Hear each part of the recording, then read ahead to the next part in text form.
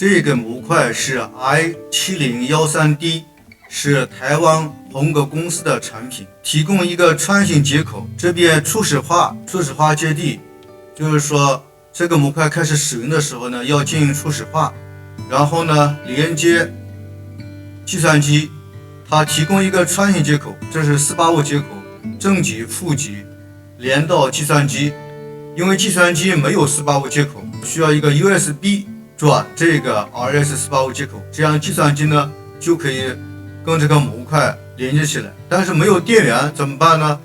加上一个电源，这个时候呢我们要设置它的通信参数，工作参数设置协议，在这个地方，这是 COM4， 这边设为 COM4， 我们这边呢设为 COM5。这边呢有一个通信协议，它是有一个回车符，这是字符协议，所以我们这边呢要设为字符协议。它什么时候呢都有回车符。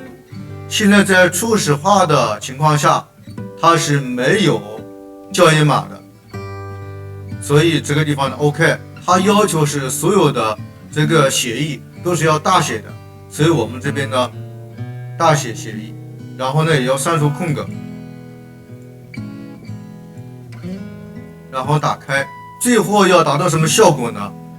输入井号 AA， 也就是地址，能读取它的温度。那它的地址我是不知道的，所以我们要进行初始化。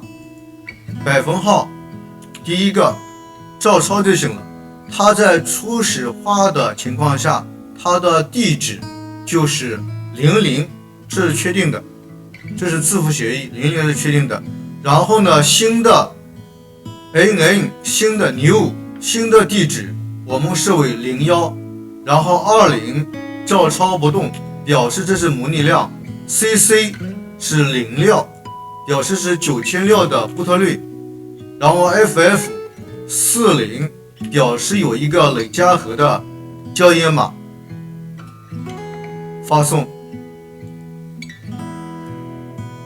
它返回一个惊叹号01，惊叹号01表示是正确的，所以我们现在的地址呢就会变成01，但地址到底是什么呢？还是00。为什么呢？因为是初始化的情况下，我们现在将初始化的线呢不能去掉这里教你呢，就是说接线的时候呢要关掉电源，然后关掉电源，然后接上温度传感器，温度传感器呢就是这么连，然后加上电源。现在的地址呢就是01了，因为没有初始化了，我们设为01了。然后我们这边呢问问它温度是多少，井号 AA。 现在呢因为我们设了刚才呢是有什么呢40，表示有累加和校验码，所以我们现在呢要加上一个累加和校验码。现在我们将它给清掉，来一个井号01，发送。现在的温度呢就是20度，后面19呢是一个累加和校验码。最低温度呢是20度，最高温度呢是体温的谢值 37.19。 我们手放这个地方，鼠标放这个地方就变成一只手，温度呢就不断的上升，然后呢放下来，温度呢就不断的下降这是手动，这是手动模式。锁定它就不动了手动继续自动不断的从最低温到最高温，从最高温到最低温，锁定它就不动了，这是自动。然后呢我们现在将这个关掉， COM4 跟 COM5 是连在一起的，这个软件占了 COM5 接口，那这个软件就不能使用了，所以呢将这个软件呢测试软件关掉。这个测试软件就是我们前期介绍的超级窗口助手，关掉，然后呢开始，